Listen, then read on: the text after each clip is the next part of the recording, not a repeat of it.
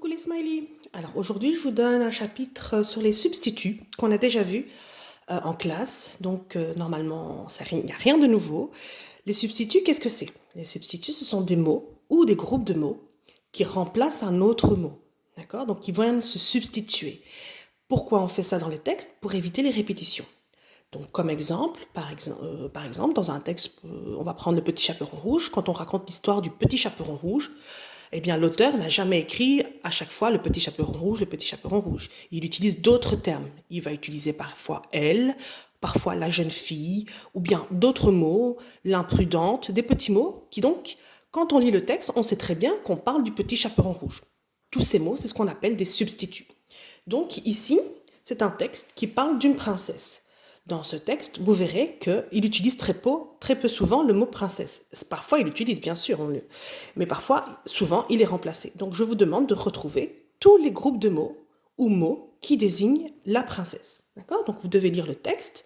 Là, vous voyez, j'ai déjà souligné un groupe qui concerne un substitut. Il se retrouva face à une jeune fille ruisselante. Pourtant, elle était magnifique et avait le plus beau des sourires.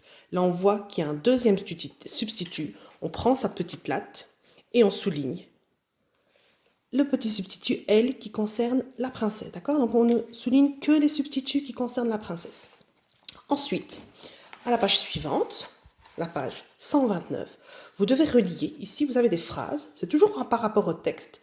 Des phrases où à chaque fois dans ces phrases, il y a un groupe de mots qui est souligné ou un petit mot. À vous de relier à quel personnage il concerne, de qui il parle. Ok? Troisième exercice. Attention, c'est un exercice qui ressemble très fort, sauf que cet exercice-là est sur la page 129 et la page 130. Ok? Donc, il commence là, il se termine derrière. Donc, d'abord, lire le texte. Ok? On ne commence pas l'exercice tant qu'on n'a pas lu le texte recto verso. Ensuite, dans ce texte, vous allez remarquer qu'il y a des petits mots qui sont soulignés. Pendant la lecture, vous pouvez peut-être déjà réfléchir « Ah bah tiens, ce mot, il concerne qui? De qui on parle? Elle. » Bon, bah on s'en doute bien, le « elle », c'est certainement la princesse, hein, ou en tout cas, c'est une jeune fille. Là, il y a le petit « L » apostrophe. Attention, c'est avec ces mots-là qui sont un peu compliqués. La jeune fille. Ici, lui. Et ainsi de suite. D'accord? Donc, vous devrez dire ces groupes de mots soulignés, de qui désigne-t-il? Alors, comment vous allez faire? Vous allez répondre derrière. Voilà, ici, vous retrouvez tous les mots qui sont soulignés et vous devrez dire, est-ce qu'il s'agit de la princesse, du prince, de la reine et du roi? Vous remarquez que cet exercice, on l'a déjà fait en classe, avec un texte différent, mais du même genre.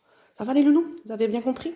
Donc, j'attends de vous que vous fassiez la page 128, 129, 130, que vous me fassiez des croix, vous me soulignez à la latte. Attention, faites ça exceptionnellement au bic, parce que quand vous faites au crayon et que vous m'envoyez les photos, je ne le vois pas très bien. D'accord? Donc, je vérifie toutes vos photos. Je corrige dans l'ensemble. Hein. S'il y a une ou deux petites erreurs, ben, je vous dirai que dans l'ensemble, c'est correct. Par contre, s'il y a trop d'erreurs, il faudra corriger et le refaire. D'accord? Ou alors, on verra ça quand on se retrouvera en classe. C'est un exercice très, très important. Ok, les loulous? Allez, bon courage. Alors, aujourd'hui, vous avez ça, plus le devoir de calcul, plus un plan de travail. Mais je vais le réécrire sur l'application.